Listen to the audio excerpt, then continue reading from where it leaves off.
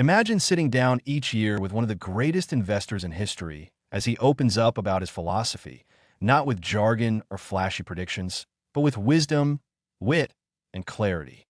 The Essays of Warren Buffett, Lessons for Corporate America, is exactly that, a rare window into the mind of Warren Buffett, compiled from decades of his annual letters to Berkshire Hathaway shareholders. Edited by Lawrence A. Cunningham, this book distills Buffett's thoughts on business, investing, corporate governance, accounting, and ethical leadership into powerful, easy-to-understand lessons. But this isn't just a book for investors. It's a masterclass in thinking long-term, valuing integrity, and building businesses that endure. Buffett writes with humility and humor, teaching not through theory, but through real-world experience, his successes, his mistakes, and everything in between. Whether you're a CEO, a student, or someone curious about how to make smarter financial choices, Buffett's essays offer timeless principles that challenge conventional wisdom and reward common sense.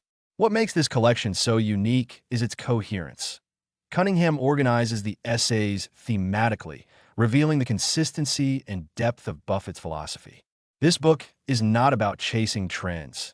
It's about understanding what truly works in business and life over the long run. Imagine Chapter 1, Corporate Governance. Corporate governance is explained as a system that should always work to protect the interests of shareholders. The people who sit on a company's board must act with care, loyalty, and common sense. They are expected to watch over the managers and make sure that decisions are being made in the best interest of the owners of the business, the shareholders. However, in many companies, board members do not perform this role well.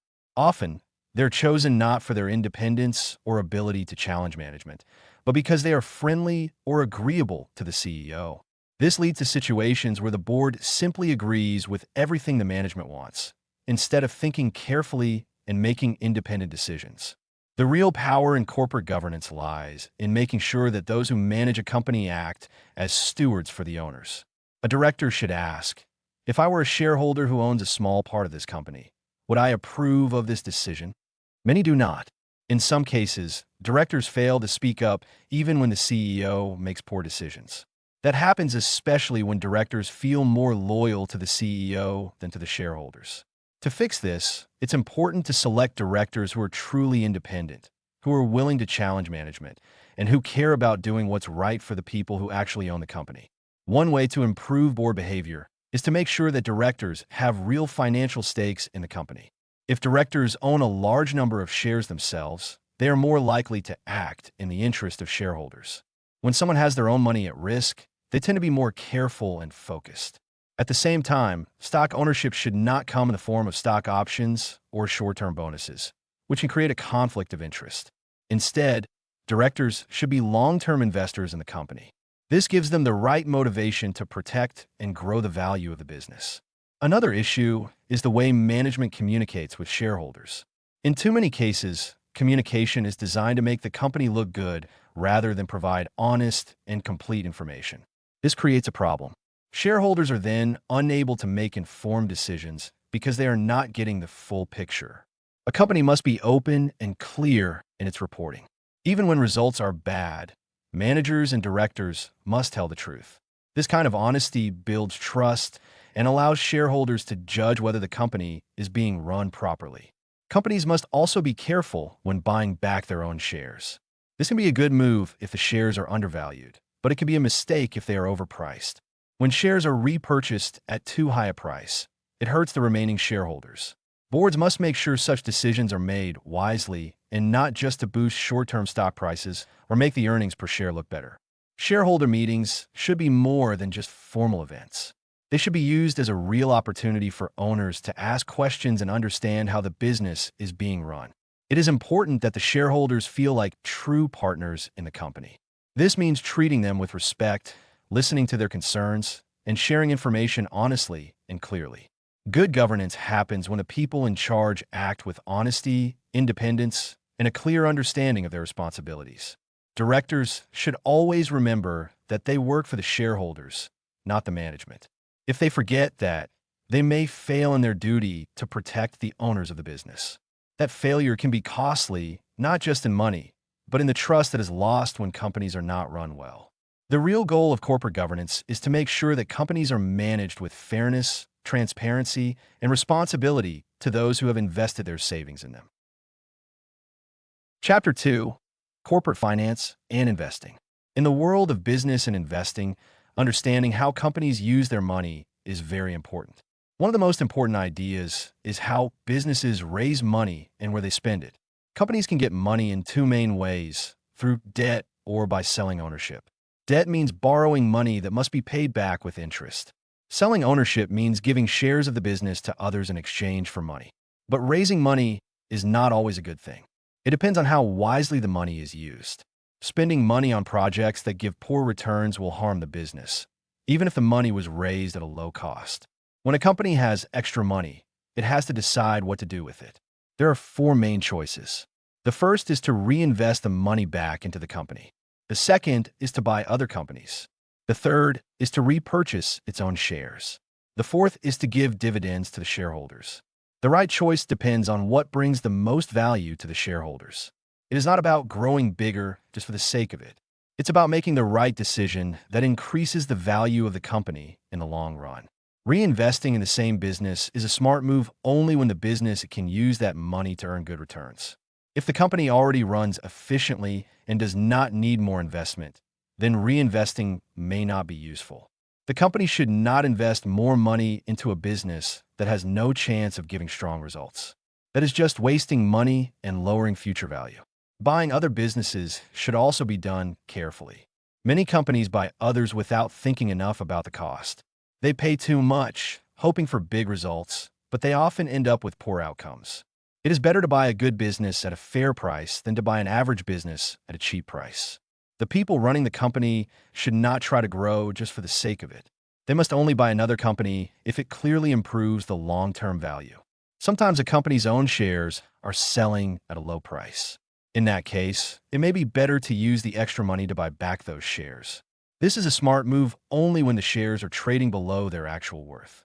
It gives more value to the remaining shareholders. But it should be done with care and honesty. The goal should not be to push the price higher for a short time, but to truly increase value over time. Giving dividends is also an option when no better choice is available. But before giving out cash, the company must check if it truly has no better way to use it. If there is a good business or share buying opportunity, it should take that first. Only when there is no better use for the cash should the company pay out dividends. Giving out cash when there are still smart investment choices will be foolish. Another thing companies must watch closely is their use of borrowed money. Borrowing too much brings big risks. A strong business can fall into trouble if it has to pay big interest or if its income goes down suddenly. Having too much debt limits future choices. It can make the company desperate in tough times. A business should always have enough safety built into its decisions. There is also a clear difference between market price and the actual value of a company. A company should not be managed based on the stock price going up or down every day. Those numbers do not always reflect real value. Managers should focus on increasing the true value of the company, even if the market doesn't see it right away. Making short-term moves just to push the price up quickly is dangerous and weak. Real success comes from honest decisions, long-term thinking, and using money where it will truly grow. The goal of those running the business should always be to act as if they are the owners themselves, treating every dollar as their own. Only then can smart, lasting value be created. Chapter 3: Investing Philosophy. Investing should always be done with a clear and simple plan. One of the most important ideas is to treat buying a stock as buying a part of a real business. It's not just a paper or a symbol on a screen. If someone buys shares in a company, they become a part owner of that business. So, it's important to think like a business owner. Before buying, one should fully understand what the business does, how it earns money, and whether it has a strong and lasting position in the market. The right kind of business to invest in is one that has a simple and easy-to-understand model. If a company needs a lot of guessing or complex calculations to figure out how it makes money, it's better to avoid it. It's always smarter to invest in businesses that can be explained in just a few words. A strong business has products or services that people will keep using for many years. It also doesn't need to change constantly just to stay alive. These businesses usually have what is called a moat, which means something that protects them from competitors, like a strong brand loyal customers, or a special product. The price of a stock doesn't always show its true value. Markets go up and down because of fear, greed, and other emotions. That's why it's better not to follow the crowd. Instead of worrying about the market's daily moves, it's better to look at the actual value of the business. That value is called intrinsic value. It is found by looking at how much cash the business will make over time. If the stock price is much lower than this value, it may be a good time to buy. If the stock price is much higher, it might be a good idea to wait. One should never invest just because others are doing it. It's important to think for oneself. Being independent and staying calm when others panic gives a big advantage. Even when the market is going down, good businesses keep doing well. If one believes in the business, a drop in the stock price can actually be a chance to buy more shares at a better price. Investing with a long-term view is key. Trying to guess where the market will go in the next few weeks or months is almost impossible. Instead of jumping in and out of stocks, it's better to hold good businesses for many years. Over time, the value of a strong business grows, and patient investors enjoy the rewards. This also saves money on taxes and fees that come from constant trading. Keeping things simple helps avoid mistakes. There's no need to use complicated math or follow every piece of news. It's better to focus on a few great businesses and understand them well. Buying a little part of a wonderful business at a fair price is better than buying a poor business at a cheap price. The goal is to buy into businesses that will keep growing and making profits for a long time. Sometimes, doing nothing is the best choice. If no great opportunity is found, it's okay to wait. Keeping cash until the right business becomes available is better than investing in a bad one just to stay active. The goal is not to be busy, but to be right when action is taken. A good investor also knows their limits. It's okay to say, "I don't know," and avoid areas that are too hard to understand. Staying within one circle of competence, meaning only investing in businesses that are clearly understood, reduces risk and increases the chance of success. The best results come from steady, clear thinking, not from speed or noise. Patience, discipline, and good judgment are the real tools of successful investing. Understanding businesses, knowing their value, and staying focused for the long term are the building blocks of success in the world of investing. Chapter 4. Common stock. Common stocks, when understood properly, are one of the best ways to grow wealth over time. But to do this, one must treat stocks as partial ownership in real businesses, not just pieces of paper to trade. A person should buy shares the same way they would buy a whole business, only after careful thinking, a clear understanding of the business, and a long-term mindset. It is important to look past market noise and focus on the actual value of what is being bought. The idea is not to trade frequently, but to hold on to good businesses for a long time, letting their value grow. Stock prices move up and down every day, but that doesn't mean the business behind the stock has changed. Many people get caught up in price movements, thinking they need to act quickly. But the smart approach is to ignore short-term price changes and focus on what the business is really worth. Price is what you pay, but value is what you get. If the business stays strong and earns well over time, then holding on to that stock can bring good returns. There is no need to react every time the market changes its mood. One of the biggest mistakes investors make is buying or selling based on emotions. If the market is going down, they panic and sell. If the market is going up, they get excited and buy more without thinking. This behavior leads to poor decisions. The better way is to stay calm and think logically. The right time to buy is when the price is lower than the business's real worth. And the right time to sell is when the price is much higher than the business's actual value. Not because the market is moving or because others are doing something. It is also important to remember that the best businesses to own are the ones that can keep earning profits for a long time. These businesses usually have strong brands, good customer loyalty, and a smart way of doing things that other companies cannot easily copy. They don't need to use a lot of debt to grow, and they can handle changes in the economy. If such a business is available at a fair price, it makes sense to invest and hold on. There's no need to chase quick returns or jump from one stock to another. Another key point is that investors should be happy when stock prices drop, as long as they are still confident in the business. A drop in price can give a chance to buy more of a good company at a better price. This is very different from how most people think. They often feel scared when prices fall, but a smart investor sees it as an opportunity. This way of thinking takes practice, but it leads to better outcomes over time. Short-term thinking also causes trouble. Many companies focus too much on reporting higher earnings every quarter, and investors focus too much on these short-term results. But real value grows over years, not months. It is better to judge a business by how it grows in value over time, not just how it performs in a single quarter. Good companies may sometimes earn less in one period if they are investing for the future, and that's okay. Stock splits are another area where many people get confused. Just because a company splits its stock and the price per share goes down doesn't mean anything has changed in the company's value. A split does not make a company more valuable, just like cutting a cake into more slices does not give you more cake. Investors should focus on the company's value, not the number of shares they hold or the price per share. Patience is very important. Owning a piece of a good company and letting it grow is often the best strategy. Time allows the value of a good business to show itself. Instead of looking for quick wins or trying to time the market, one should buy carefully, hold with confidence, and trust the power of compounding. When businesses do well, their stock price will eventually follow, and the patient investor will be rewarded. Chapter 5. Mergers and Acquisitions. Mergers and acquisitions can often look exciting from the outside, but behind the scenes, many of them don't work out as expected. One of the biggest reasons is that companies often pay too much for the businesses they buy. They get carried away by big promises or the idea of growing fast, and forget to look closely at whether the deal actually makes financial sense. Many companies use their own shares to pay for an acquisition, especially when their stock is trading at high prices. But this can backfire.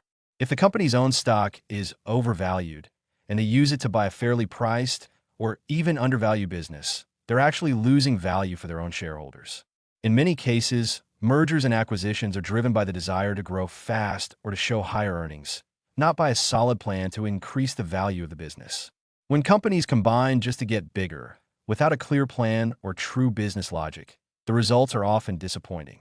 Executives and managers may chase deals to build their own power or reputation, rather than doing what's best for shareholders. Often, those in charge are attracted to the glamour of doing big deals and end up paying prices that don't leave enough room for return on investment. Many times, the people who are selling their companies know their business better than the buyers do. If they're willing to sell, especially at a high price, it's worth thinking about why they want out. Buyers often ignore this warning sign and get caught up in the excitement of the deal.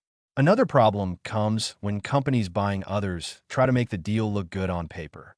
They may talk about synergies or cost savings they expect after the merger, but many of these benefits never materialize. These expected gains are often too optimistic, and the actual results turn out to be disappointing. In some deals, the buying company even borrows large amounts of money to make the purchase. This can create big problems down the road. The debt payments take away money that could have been used to grow the business, pay dividends, or survive hard times. Over-leveraged companies often face pressure during economic downturns or when business slows. This risk is rarely fully explained at the time of the merger. What often gets overlooked is that the best acquisitions are usually the simple ones. A good deal is when the buyer clearly understands the business being bought, pays a fair price, and plans to let it keep running well without interference. Deals should only be made when they add true value, not just because the company has the money or stock to spend. Being patient and waiting for the right opportunity is better than rushing into a deal just to show action. When two companies consider merging, the decision should be treated with the same care and thought as a marriage. Both sides should be honest with each other, understand the long-term commitment, and only move forward if they share similar goals and values. Acquisitions made in a rush, with little thinking or poor advice, often lead to regret. The focus should always be on the quality of the business being acquired, not just the size or the excitement of making a deal. The decision-makers should not be swayed by outside pressure or short-term thinking. Investment bankers and advisors often push for deals because they earn large fees, whether or not the deal is good for the buyer. This creates a conflict of interest. Instead of blindly following their suggestions, companies should do their own careful work to understand the true value and risks involved. It is also important to avoid trusting just the numbers and models prepared by consultants. Real value comes from understanding the actual business, its strengths, its leadership, and how it fits with the buyer's own goals. Great deals don't need to be big or flashy. They just need to make sense. It's better to make no deal than a bad deal. Making acquisitions only when they truly help the business grow in a smart and sustainable way is the key lesson. By avoiding common traps, staying grounded in the real economics of a deal, and focusing on long-term results, businesses can avoid costly mistakes and build lasting value. Chapter 6: Accounting and Valuation. In understanding business, it's important to look past what traditional accounting shows. The way numbers are reported can often hide the true value of a company. This is why economic reality should always be the main focus, not just what is printed on a balance sheet or income statement. For example, reported earnings might follow strict accounting rules, but those rules don't always reflect the true earnings power of a business. The goal is to figure out the actual economic performance, even if that means adjusting the numbers yourself. One of the most important ideas is the difference between book value and intrinsic value. Book value is what the accounting records show as the value of a company. But intrinsic value is what a business is truly worth based on future cash flows. Sometimes a company can have a low book value, but be worth a lot because of its earnings ability or brand strength. On the other hand, some businesses may look good on paper, but actually produce poor long-term results. This is why focusing only on book value can be misleading. Another lesson is about how depreciation and amortization are handled. Many companies report higher profits by using accounting tricks, like spreading out costs over many years to make current results look better. But this doesn't always match what is really happening. If a business constantly needs to spend money to keep its equipment running well, then ignoring those real costs gives a false picture of profitability. Instead, what matters is figuring out what the company needs to keep earning at the same level. The concept of owner earnings helps with this. It starts with reported earnings and then subtracts the money needed to maintain the current business. This gives a more accurate view of how much money is really available to the owner. These calculations are not part of regular financial reports, so it requires thinking like an owner and asking, if I own 100% of this business, how much cash would I have left after taking care of all real needs? Accounting goodwill also deserves careful attention. When a business is bought for more than its book value, the extra amount is called goodwill. In accounting, this is often written down over time, but that doesn't always make sense. In real life, a well-run company with strong long-term earnings might grow in value, not shrink. Writing down goodwill might reduce reported earnings, even when the company is performing better than ever. So, focusing only on reported figures can mislead people about what is really going on. It's also important to understand the limits of generally accepted accounting principles, or GAAP. These rules are helpful for consistency, but they don't always tell the full story. Sometimes, companies use GAAP results to hide poor performance or to make results look smoother than they really are. In some cases, firms that are losing money might still show profits just because of accounting methods that delay costs or move them around. Stock options are another area where accounting can be confusing. When a company gives stock options to employees, it's giving away a piece of the business. But some companies avoid showing this cost on their income statements, pretending like it doesn't affect shareholders. In reality, giving stock to employees reduces the value of the shares held by existing investors. That cost should be recognized, even if accounting rules allow it to be ignored. Also, some companies use special categories like pro forma earnings to exclude items they call unusual. The idea is to show what earnings would have been without those items. But many times, those so-called unusual costs happen regularly. If a business keeps having non-recurring expenses every year, then they're not really unusual at all. Ignoring them only creates a false image of performance. The main idea in evaluating a company is to think about its true earnings power and cash generation. Look beyond reported figures and focus on what the business would look like if you were the full owner. Always ask how much money is coming in, what it takes to keep the business running, and how much is left over. This way, you get a clear view of real value, something accounting alone cannot show. Chapter 7: Accounting Shenanigans.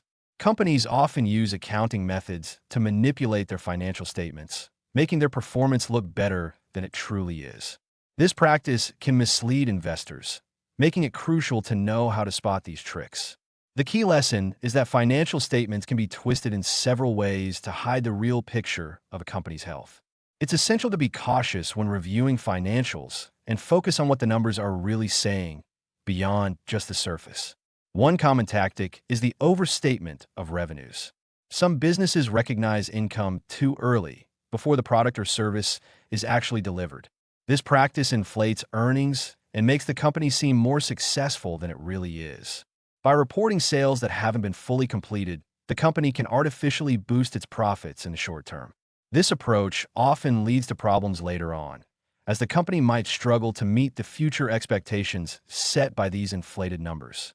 Another trick involves understating liabilities. Some companies might not report certain obligations or costs, especially future expenses, in their financial statements. By doing this, they make themselves look financially stronger than they really are.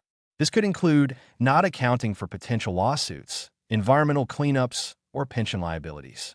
These liabilities, if not reported, can hide a company's true financial position and create a false sense of security among investors and creditors. The use of creative accounting methods to smooth out earnings is another way companies mislead people. This is often referred to as earnings management. A company may try to show stable profits over time by adjusting figures, even though the actual business performance fluctuates. For instance, by deferring expenses or recognizing income at different times, a company can make its earnings appear more consistent than they actually are. This approach can mislead investors who think the company is more stable than it really is. Goodwill is often manipulated in the accounting world. When companies acquire another business, they often report a goodwill value to reflect the difference between the purchase price and the fair value of the acquired company's assets. However, companies sometimes report excessive goodwill that doesn't accurately reflect the real value of the acquisition. This can mislead investors about the true worth of the business. Over time, if the business underperforms, this inflated goodwill can become a problem, and the company may be forced to write it down, which can negatively impact earnings and stock price. Depreciation is another area where companies might try to manipulate their financial statements. Depreciation is a way to spread the cost of an asset over its useful life. However, businesses sometimes change their depreciation methods or extend the useful life of an asset to reduce their expenses in the short term. By doing this, they lower their reported costs, which in turn boosts their profits. While this can make a company look more profitable in the short run, it can distort the true financial condition of the company in the long run. Some companies also engage in off-balance sheet financing, which allows them to hide debts and liabilities. This might involve creating special entities to hold debt that doesn't show up on the main company's balance sheet. By keeping these debts off the balance sheet, the company can appear to be in a stronger financial position than it really is. This strategy can make the company's financial health look much better to investors, who may not realize the full extent of the company's liabilities. These accounting tricks, while legal, can lead to severe consequences if discovered. They not only mislead investors, but can also damage the company's reputation and cause long-term financial harm. Understanding these tactics is essential to prevent being misled by overly optimistic financial reports. When reviewing a company's financials, it's important to look beyond the numbers and consider the underlying business fundamentals. Red flags, such as inconsistencies in reporting, excessive use of non-cash expenses, or unexplained changes in accounting policies, should raise concerns and prompt deeper investigation. By focusing on the economic reality behind the numbers, investors can make more informed decisions and avoid falling victim to accounting manipulations. Chapter 8. Taxation. Taxation is a critical element of how businesses operate, and understanding the different ways taxes affect both corporate and personal finances can help navigate financial decisions more wisely. One important point discussed is the impact of corporate taxes on businesses and their growth. High taxes often limit the ability of businesses to reinvest in themselves, which can stifle innovation and slow down expansion. It's crucial to recognize that taxes reduce the overall earnings a company can retain, and this affects how much they can grow. When taxes are high, a company may struggle to accumulate the capital needed for future investments. Another lesson focuses on how tax rates influence corporate behavior. High taxes may push businesses to adopt strategies that, while legal, might not always be in the best interest of long-term growth. For instance, companies might focus on minimizing taxes rather than investing in projects that create real value for shareholders or employees. Tax avoidance can be seen in many forms, including using offshore accounts or other schemes designed to reduce taxable income. While legal, such strategies can divert attention from the core mission of a company, creating long-term value. However, it is also noted that taxes do not have to be viewed purely as a burden. In a well-functioning tax system, the money raised through taxes is used to fund essential services, infrastructure, and social programs that support the economy as a whole. The right balance of taxation allows businesses to thrive while contributing to the broader community, ensuring that society has the resources it needs to function effectively. A fair and effective tax system can lead to a more stable environment, which ultimately benefits businesses and individuals alike. One major idea highlighted is how capital gains taxes impact investors. In a world of investment, capital gains tax applies when an investor sells an asset, such as stock or real estate, for a profit. The rate at which these gains are taxed can influence how investors choose to allocate their capital. High capital gains taxes may make short-term investments less attractive, pushing investors to focus on long-term strategies instead. This can, in turn, lead to a more stable market, where people are less inclined to make speculative, short-term decisions. A focus on long-term gains encourages patience, allowing investors to accumulate wealth gradually while supporting companies that have sustainable growth strategies. The tax treatment of dividends is another point of focus.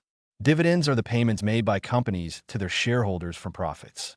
The tax rate on dividends can affect how much money investors receive from their investments.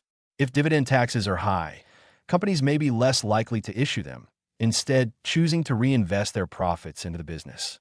While this might benefit the company in the long term, it may not be ideal for investors seeking regular income from their holdings. On the other hand, low taxes on dividends could encourage companies to distribute more of their profits to shareholders, providing them with a steady stream of income. Another key element in understanding taxes is the concept of tax shelters. These are strategies used by individuals and businesses to minimize their tax liabilities. Common examples include investing in certain types of accounts or using legal tax deductions. While these shelters can reduce tax burdens, they can also lead to income inequality if they disproportionately benefit the wealthy. When the wealthy can minimize their taxes through shelters, it can create a system where the tax burden falls heavier on those who are less able to afford such strategies. This leads to a discussion about fairness in the tax system and whether the current structure truly supports an equal opportunity for all members of society. In some cases, the way taxes are structured can encourage unhealthy behavior. For example, some tax systems offer incentives for businesses to borrow money rather than using their own capital. This can lead to excessive borrowing and an increase in financial risk, which may ultimately hurt the company in the long run. It is important for policymakers to create tax systems that encourage businesses to act in ways that benefit their long-term growth and stability, rather than incentivizing risky financial behavior that could lead to economic instability.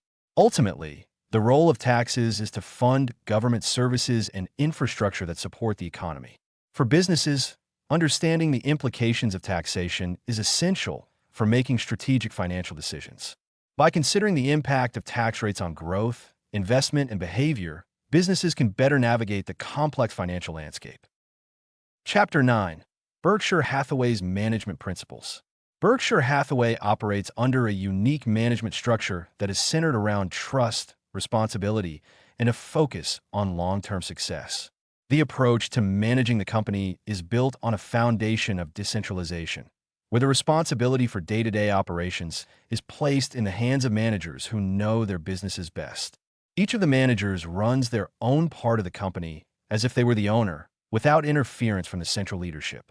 The key idea is that people who manage a business must have the freedom to make decisions and run their operations in ways that they know will work best for their specific situation.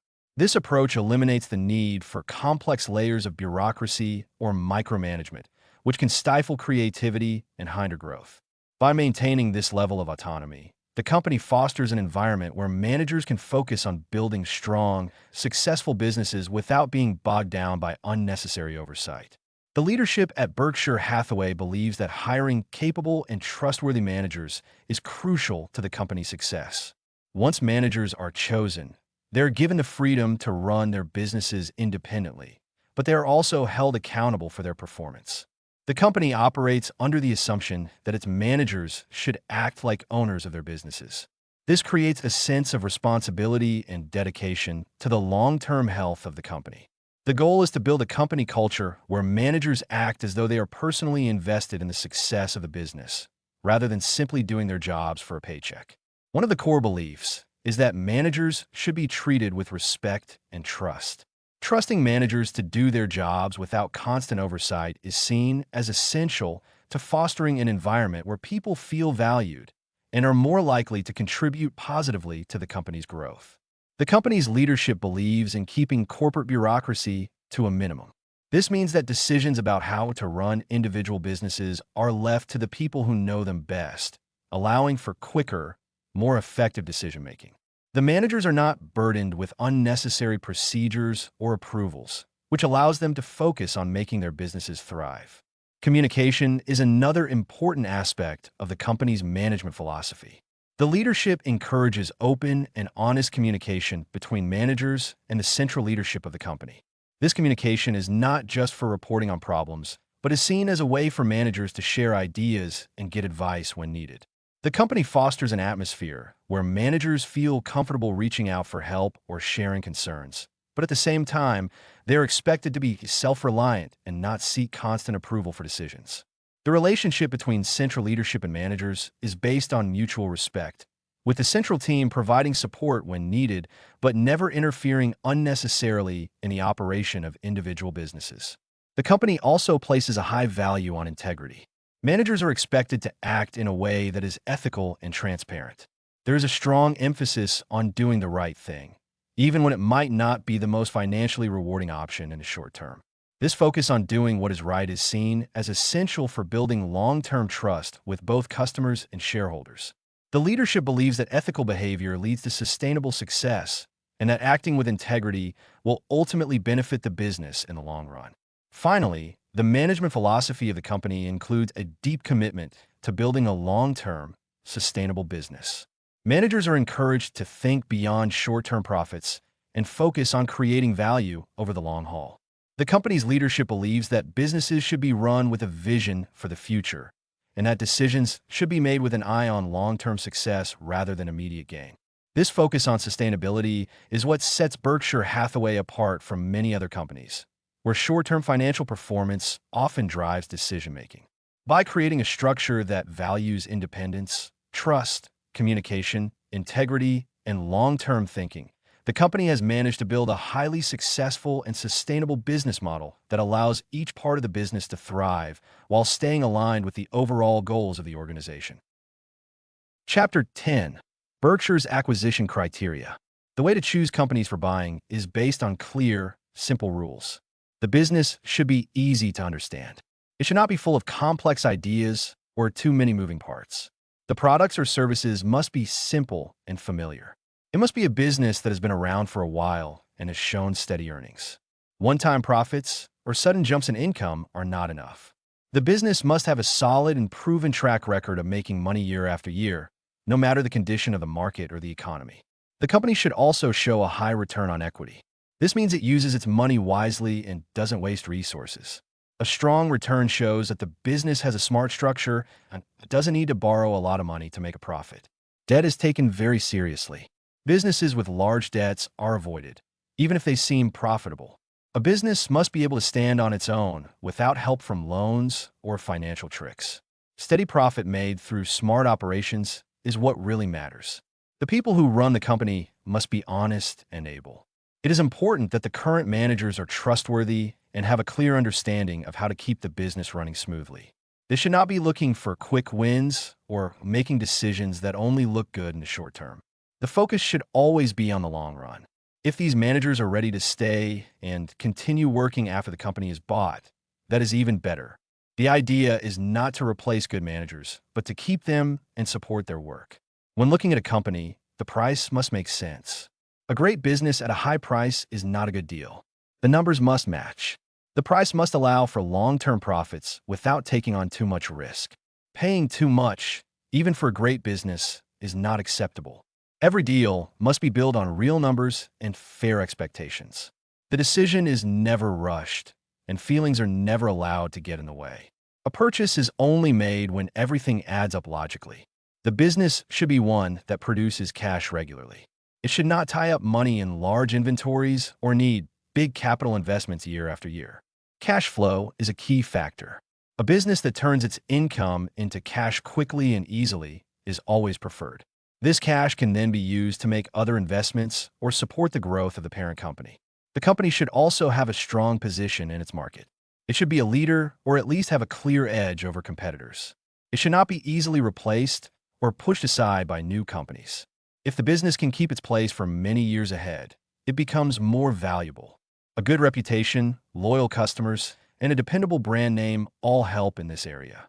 Another important factor is the willingness of the seller. The deal works best when the seller really wants the business to stay strong after it is sold. The goal is not just to buy and change everything. It's about continuing what already works well.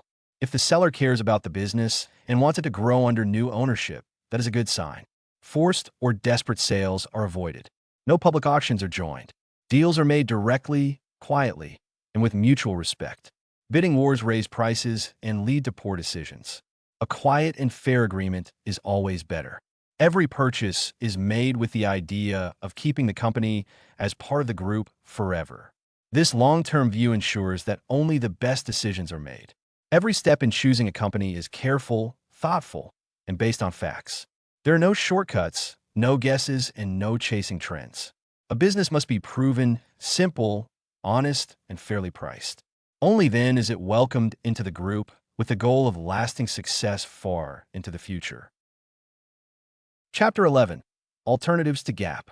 In financial reporting, numbers do not always tell the full story. Sometimes, official accounting rules can create figures that look accurate but don't truly show how a business is performing. The standard accounting system, known as GAAP, generally accepted accounting principles, is useful, but it has limits. It often focuses on recording transactions based on fixed rules, rather than reflecting a company's true economic value. Because of this, numbers under GAAP can sometimes hide what's really going on inside a business. One clear example of this is the way goodwill is treated. When a company buys another company for more than its net assets are worth, the extra amount paid is recorded as goodwill. Under GAAP, this goodwill must be tested regularly for impairment and might have to be written down if the business performance drops. However, some businesses that keep doing well can carry that goodwill on the books for years without any change. This creates a situation where two businesses with the same true value might show very different numbers, simply because of the way goodwill is recorded. Another issue comes up with the amortization of intangible assets. These could include trademarks, customer lists, or other non-physical assets gained during an acquisition. GAAP often requires that these intangible assets be gradually reduced in value over time, even if they are still useful in producing income. This amortization lowers reported earnings, but it does not reflect any real cash loss or business decline. The company's earning power might still be strong, yet the numbers make it look weaker than it is. In some cases, this causes confusion for investors who look only at the earnings figures. A business might be growing and producing plenty of cash, but because of amortization or non-cash charges, the official income statement might show low or even negative profits. This doesn't make sense from an economic point of view. The business is healthy, but the accounting makes it look sick. That's why it's important to look past GAAP numbers and understand what's really happening with the company's money. A better way to see this is by using something called owner earnings. This figure starts with net income, but adjusts it to reflect the actual cash a company is generating. It includes real capital expenses needed to keep the business running and excludes non-cash items that don't affect the company's day-to-day performance. Owner earnings give a more accurate picture of how much money is available to owners after all true costs are paid. This is far more useful for decision-making than just looking at reported earnings. Sometimes, businesses also use mark-to-market accounting for certain investments, especially in stocks or derivatives. This means the value of those assets is adjusted up or down based on their current market price. While this can make sense for liquid and tradable assets, it can also create large swings in reported earnings, even if the business hasn't sold anything. A good example is when a company holds a large stock position. If the market price goes up, the company has to show a gain in income, even though it hasn't received any cash. If the price falls, it must show a loss. This doesn't always reflect how well the business itself is doing. It just shows the mood of the market. There are also situations where accounting makes profits look better than they are. For example, companies can change assumptions about pensions or future returns on assets, which changes the reported earnings even if nothing has changed in the real world. This shows how flexible accounting rules can be used to paint a picture that is more about appearance than substance. All of this shows that relying only on GAAP figures can be misleading. Numbers prepared under these rules should not be taken at face value. To understand the true value of a business, it is important to go beyond the official earnings report and look at the economic reality. This means thinking like a business owner, not just a numbers reader. It requires careful judgment, common sense, and a focus on long-term value. Chapter 12. Marketable Securities. In the world of investing, marketable securities are often seen as just pieces of paper, traded daily with the hope of making quick profits. But a much deeper understanding shows that these securities represent ownership in real businesses. They are not lottery tickets or numbers on a screen. Each share is a slice of a company, with real assets, workers, and long-term value. The idea is to treat each purchase of a stock as if buying the whole business. That's the way to make thoughtful decisions and avoid the trap of speculation. The focus should always be on the quality and strength of the business behind the stock. It is important to look for companies with strong earnings, solid returns on capital, little debt, and good management. Buying shares in such businesses means owning something that will likely grow in value over time. These businesses have staying power, can handle market changes, and are managed by people who know how to protect and grow their resources. The best opportunities come when such great businesses are temporarily out of favor and their stock prices fall below their true value. That's the time to act. Not when the crowd is excited and prices are high, but when fear makes others sell. Market prices move every day, but that doesn't mean investors should act every day. The real value of a business doesn't change just because its stock price goes up or down. The goal is to remain calm and ignore the market's mood swings. In fact, the market's behavior can be helpful when seen in the right way. If the market offers a chance to buy a strong company at a good price, it's a gift. If it doesn't, one can simply wait. Patience is a powerful tool. There is no need to act when the conditions are not right. It's important to understand the difference between price and value. Price is what one pays. Value is what one gets. A good investor focuses on finding value, not reacting to price changes. One should never forget that the stock market is there to serve, not to guide. Using the market as a tool, not a master, brings better results. A calm investor can take advantage of others' panic and buy excellent businesses when they are cheap. Sometimes it's better not to invest at all than to choose poor opportunities. Holding cash is a wise choice when good investments are not available. This goes against what many people think, but it avoids costly mistakes. It is smarter to wait for the right pitch than to swing at every one. In some years, no new investments are made simply because nothing meets the standard. There is no pressure to always be active. Investments should also be made in businesses that are understandable. There's no need to buy into something complex or hard to follow. If one cannot explain how the business makes money or what drives its success, it is better to stay away. The goal is not to be clever, but to be wise. Simple and clear businesses with predictable earnings are better than confusing ones with fancy stories. Another important idea is to make fewer but better investments. Spreading money too thin across many average companies often leads to average results. It's better to concentrate on a few high-quality businesses bought at the right price. This approach allows more attention and understanding of each investment. It leads to stronger conviction and better results over time. The rewards come from long-term holding. Constant trading adds costs, taxes, and stress. But holding on to great businesses allows value to grow and compound. There is no need to sell unless the business itself changes or becomes overvalued.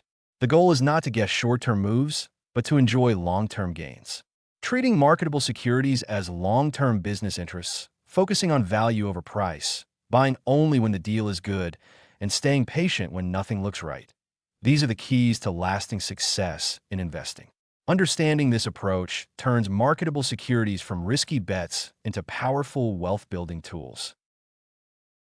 Chapter 13. Derivatives and Risk.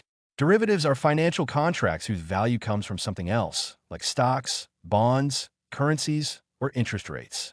They can be useful for managing risk, but they can also become very dangerous when not understood or controlled properly. A clear problem with derivatives is that they often hide real financial risks from view. Many contracts are written in complex legal terms, which makes it hard for even experienced professionals to fully understand what's involved. When companies use them in large amounts, they may not even know how much risk they've taken on until it's too late. The agreements made in derivative contracts often stretch far into the future. This long timeline creates problems, especially when you don't know if the people on the other side of the deal will still be around to pay when the time comes. These people are called counterparties, and if they go out of business or can't pay, the contract becomes worthless. When many businesses or banks are linked through derivatives, the fall of one can pull down others, like a chain reaction. This happened during financial crises, where large institutions were deeply tied to one another through complicated contracts they couldn't unwind quickly or safely. Another major issue is that derivatives give the illusion of easy profits. A company can record income from a derivative deal immediately, even if the actual results of that deal may not be known for years. This type of accounting can lead to false confidence and encourage risky behavior. People might report gains in the short term and ignore the huge losses that might come later. It becomes easy to fool investors, lenders, and even managers themselves into thinking the business is doing better than it really is. The use of derivatives also increases the temptation to use borrowed money or leverage. When someone uses leverage, they're using money they don't have to try and make bigger gains. But if things go wrong, the losses become just as large, and sometimes even more than the original investment. The danger grows when multiple companies in a financial system do this all at once. If markets fall sharply, everyone suffers huge losses at the same time, and the damage spreads quickly across the entire economy. One real-world example shows how complex and risky these contracts can become. A large and respected company held derivative positions that were so vast and linked to so many other companies that no one could clearly understand the full risk involved. Even the people inside the company couldn't explain how these contracts would play out under different conditions. This lack of understanding led to massive financial losses and created fear in the markets. Another problem is that derivative deals are often made privately, without going through a public exchange. This means no one outside the two parties can see the terms of the deal. These are called over-the-counter contracts, and they're not transparent. Without clear information, it's hard to know how exposed a company is to risk or whether they can handle sudden market changes. This hidden danger makes it very difficult to assess how safe or risky a business truly is. Also, the amount of money involved in derivative contracts can become shockingly large. Sometimes the total amount of the contracts is many times bigger than the actual assets of the company involved. When markets move in an unexpected way, the losses can be enormous, much larger than anyone expected. These contracts can bring down entire businesses in a matter of days if things go wrong. Because of all these reasons, unclear terms, long time frames, hidden risks, reliance on counterparties, and massive leverage, derivatives have the potential to cause great harm, not just to the companies that use them, but to the economy as a whole. While they may have their place in certain risk management strategies, they need to be used with extreme care and full understanding. Without this caution, they can create financial disasters that affect many people, even those who never knew what a derivative was. Chapter 14. Corporate Culture and Succession. Berkshire Hathaway runs differently from most large companies. It has a very unique way of managing its businesses, and that difference starts with its culture. The people who work in the company, especially the managers of its many businesses, are trusted fully. Once someone is hired to run a business, they are given freedom. They are not micromanaged. They do not need to send long reports or attend regular meetings with headquarters. Instead, they are trusted to make decisions on their own. The main office does not interfere in their daily work. This kind of freedom is not common in big companies, but it works well here because the company chooses the right people for the job and gives them a reason to stay committed. One reason this method works is because these managers already love what they do. They're not forced to stay or motivated only by money. Many of them are wealthy and could retire anytime, but they continue working because they enjoy their jobs and take pride in their businesses. Most of them are the original owners of the companies that Berkshire bought. After the sale, they stayed on to run the business just as before. They know their industries well and care deeply about how the business performs. Because of this, the company rarely loses key people after buying a business. The main office helps these managers when needed, but it does not get involved in how the businesses are run. There are no budgets or forecasts demanded from them. There is no pressure to meet quarterly earnings targets. They are asked to simply run their businesses in a smart and honest way, and to send all the extra cash they don't need back to headquarters. This cash is then used to invest in other good businesses. This system works only because there is a lot of trust between the managers and the central team.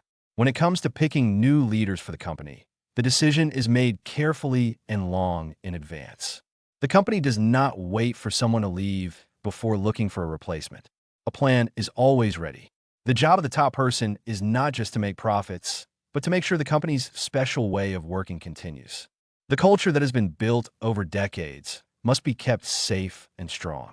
That's why the new leader must believe in the same ideas and methods that have always worked for the company. There's also a focus on age and energy. The next leader should have enough time ahead to run the company for many years. They should be energetic, passionate, and love the work. A deep understanding of all the businesses owned by the company is important. The leader must also have strong character and be able to make decisions that are right for the company, even if they are not popular. One of the ways the company protects its culture is by writing clear instructions that future leaders must follow. These instructions are not complicated, but they hold great meaning.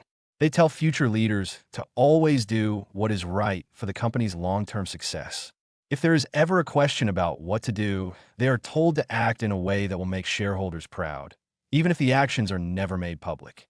This shows how much trust is placed in doing the right thing. The company also does not use stock options or performance-based pay to push managers to meet short-term goals.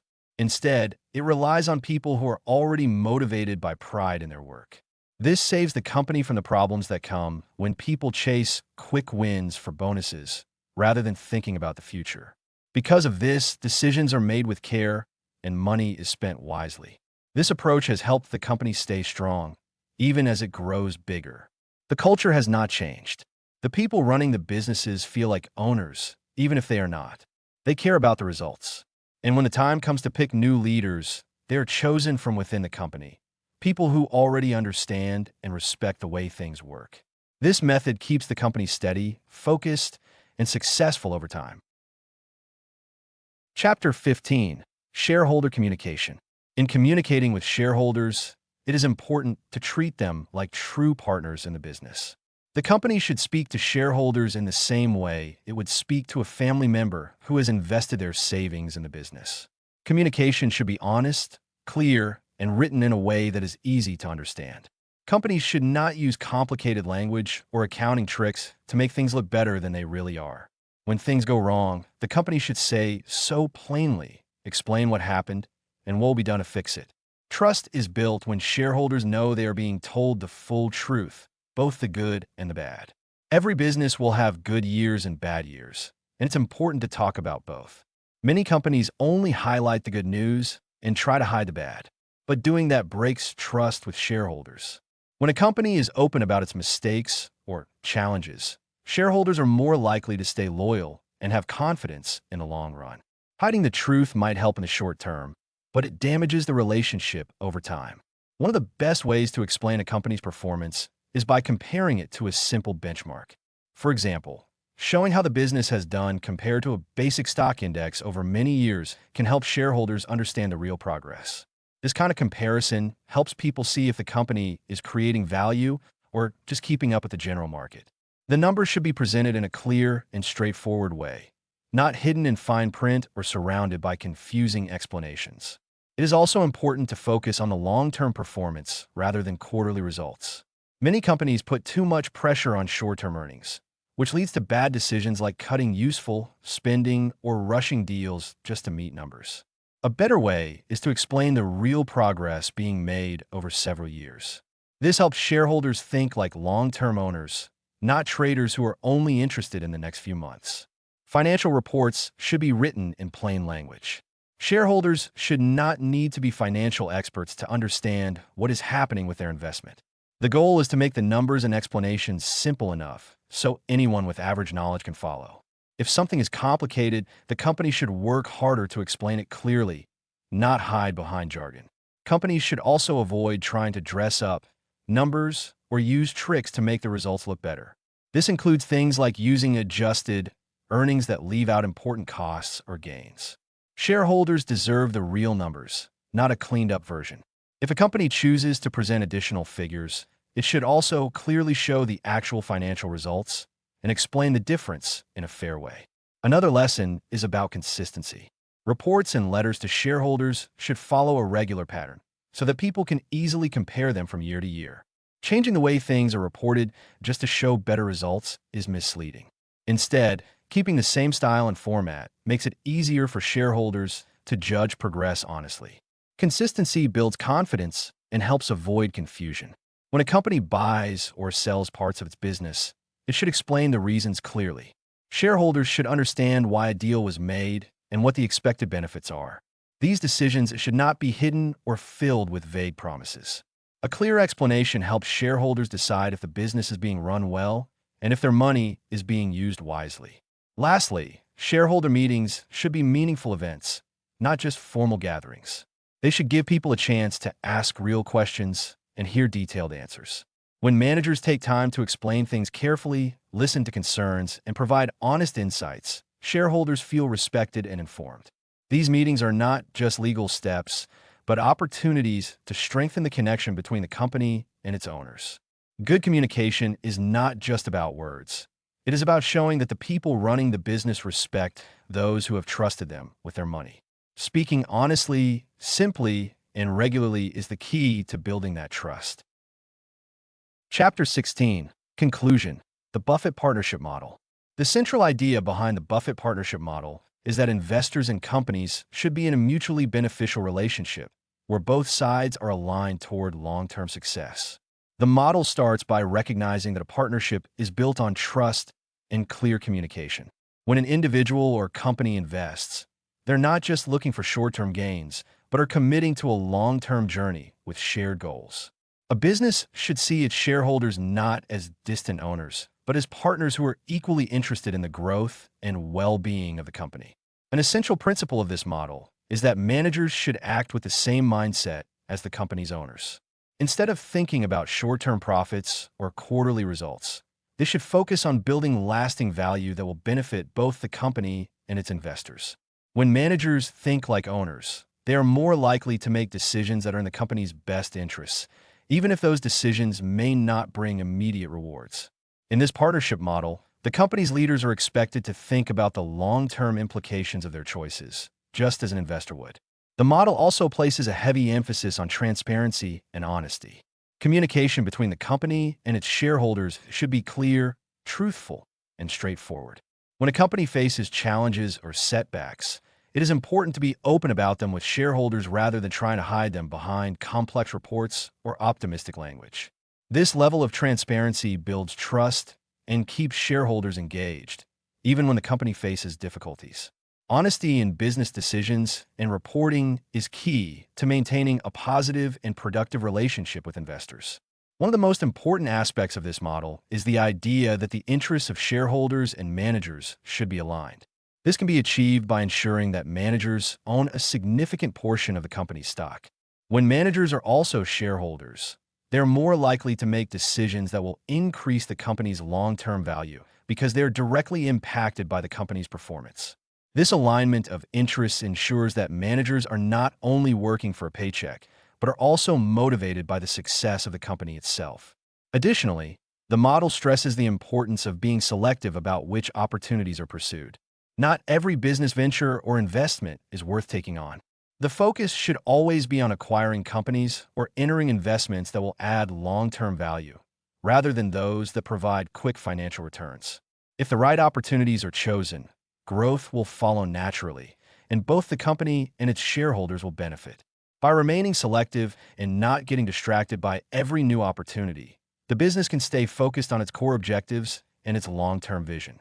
Another key lesson of the partnership model is that companies should prioritize simplicity in their operations and financial practices. Complexity often leads to confusion and misunderstanding, which can harm the company's long-term success.